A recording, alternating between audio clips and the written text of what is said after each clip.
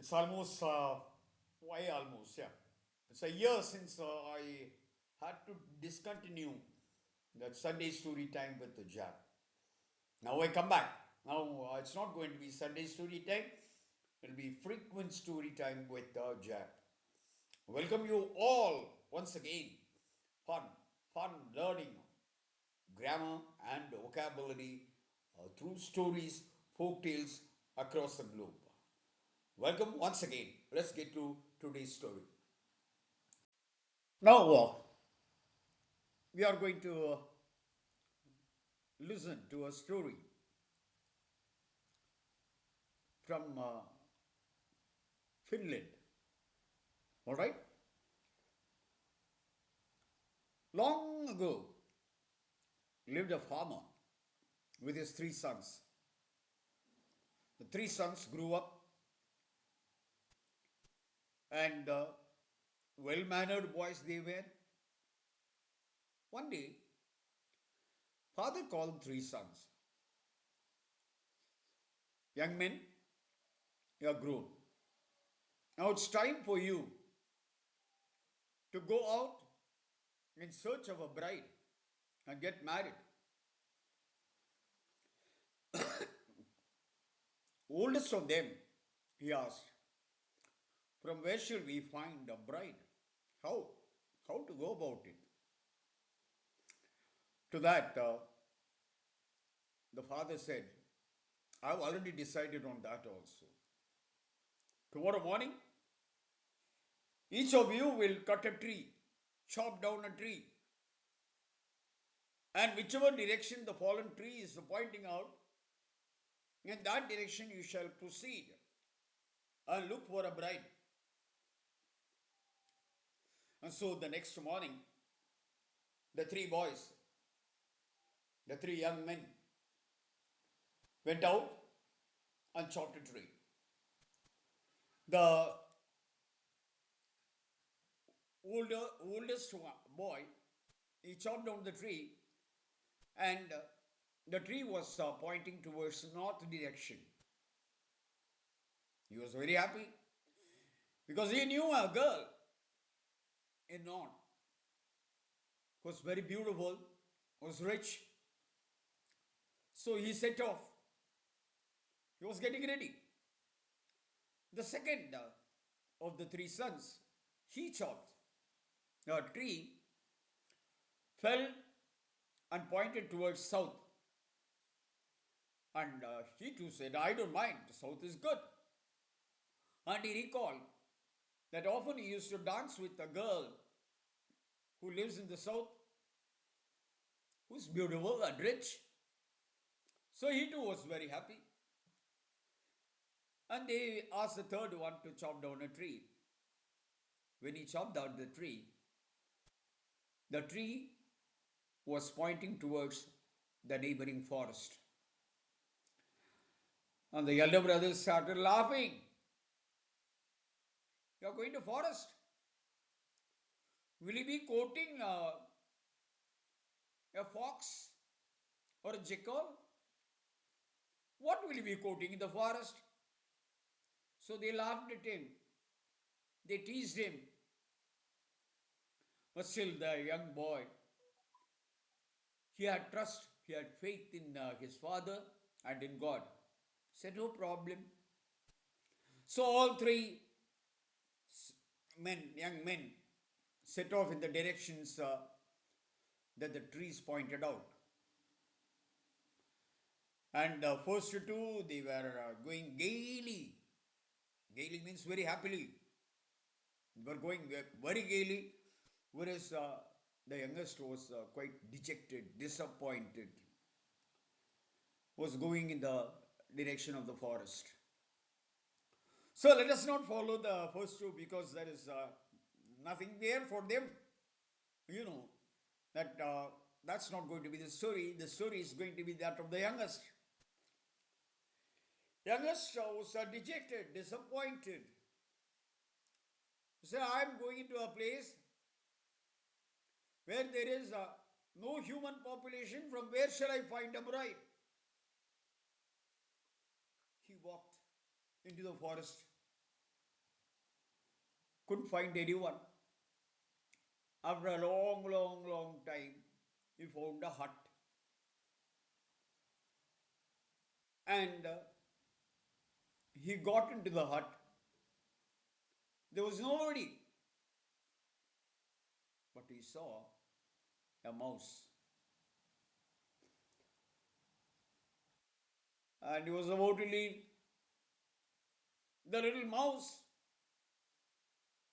asked the young man what he wanted. The young man was not interested. But still he said, yeah, this is why I have come into the forest. Anyway, there is nobody here. Why? I am there, the mouse said. You, a mouse, how can I take you for a bride? You don't count as a bride. Why not?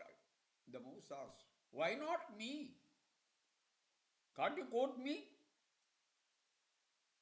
She asked. He said, let me wait and see. He was waiting there because it was getting dark. Because it was dark, the little mouse was really dainty. Dainty mouse. She sang, she sang a song, danced, pleased the young man, and the man was okay, all right. I'll try expressing my love to this mouse. He expressed his love for the mouse. And then said, okay, I'll go home, tell my father, and come back. So all three sons came back to the father and told him their successful stories. And the third one also said about his unsuccessful story. He did not tell that it was a mouse, but he said, yes, I got a princess. And the younger ones, they were a bit jealous. You got a princess? How can that be? Yeah, a dainty girl, she is. I've quoted her. And the next day, the father said, all right, now I want to give a test to the three would be daughters in law. No, we don't say daughter in laws, daughters in law. I'll give a test to the daughters in law. What is it? You ask him to prepare bread. Ask him to prepare bread and bring the bread to me. And all three left. Again, the third one, he was disappointed. How can a rat make bread? He thought. And the other two, they were happy. They thought, no problem. I'll ask my would-be to prepare bread and we'll come back. So saying, all the three sons, they left for their destination.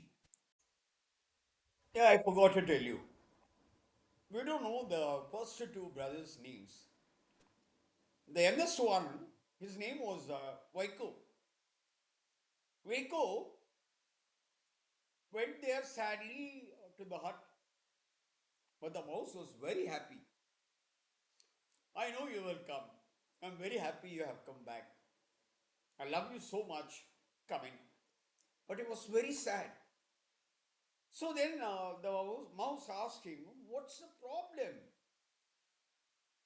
Then he told the entire story and said, my two brothers have no problem. Their sweethearts can make bread. What am I going to do? I'm supposed to carry bread. And I have never heard of a mouse baking bread. She said, tut tut. Tut tut is a way of saying it's not right. I can make. Then, tinkle, tinkle, tinkle, there was a bell. She rang the bell, tinkle, tinkle, tinkle. Around thousands of mice. No, plural of mouse. If it is this mouse, you will say mouses. If it is the mouse that is living, then it is plural is mice. Thousands of mice came in, and the princess, the princess mouse, she ordered them, look here, all of you. Within 5 minutes, I want you to bring 1 grain of wheat. They all went and came back within seconds with a grain of wheat. And they made wonderful wheatish bread. Waco was very happy and very surprised. He carried the wheatish bread and went home and saw the two brothers also there. And the eldest one had brought bread, a loaf of bread. You always say loaf of bread. A loaf of bread made of rye. And the father said, okay, we are all hardworking farmers. Rye is very good for us. Good, good, nice, he said. And the second brother, he had brought a loaf of bread prepared by his wine or would be wine with barley. Uh, the farmer said, okay, barley is also okay. Good, okay. Now, what have you brought, my son? And he found it was wheatish bread. Wow, wheat is a costly affair compared to rye and barley. Wow, you brought wheat bread. The brothers were really, really, really jealous. And it was very bad on their part to show it. Their anger, they showed. The father reproved them and then appreciated the boy. Fine, that got over. Now the father said, all right, I would like to see my daughters-in-law. Bring them tomorrow. Yeah, no. The first two brothers were very happy. The third one, our Waco, is wondering what will happen if I bring the princess mouse. What will these people do? They would laugh at me. They will heckle at me. All right, they went. All the three of them, they went. And the first two brothers they brought. Now Waco went over to the hut, and again the princess was dancing. She was very happy to receive. And then said, all right, I'll come. Tickle, tickle, tickle. You know what it means? A bell. The mice came and she said, get my chariot ready. And there it was. My, the chariot. My is the kind of an expression, to express surprise. My. The chariot was being drawn by mice. And the little mice, the princess, she got into the chariot and Waco started walking along with it. Yeah, I'm sorry. I forgot within a minute, I forgot. The father did not call the girls immediately. He gave another assignment. This assignment was to weave, to see how well in law can weave. All the three brothers left. And the youngest, as usual, very sad, went there. Princess.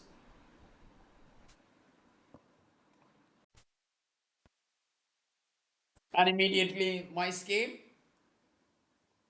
and she said, get silk threads. So all of them went, all the mice went, got silk thread, and they wove a nice silken cloth. It was so nice that they put it in a small box, like a matchbox. And he took it and he went. The other two brothers, they had brought big bundles. Whereas Pico brought a matchbox like box. The first two of them, the father appreciated. Good, good. A third one, he showed the matchbox. The brothers laughed. They heckled. The father took the matchbox to open. He found that it was a big cloth, but folded so nice because it was so thin. He was very happy. Now, it was then he called the would-be daughters-in-law and our princess. She sat in the chariot and they were walking. He was also walking. Bridge. There was a bridge in between. They came to the bridge. A man, a passerby, kicked the chariot into water and rubbished the claim of Vico. And he was crying, oh, my princess, you are dead, you are not there, because the chariot had drowned along with the princess and others. He was walking sadly to his home. The other bank of the river, he found a real chariot being drawn by and a very beautiful was there in the chariot. And he said, and the princess said, oh, my sweetheart, let's now go home. Now he could not recognize, who are you? I was a mouse.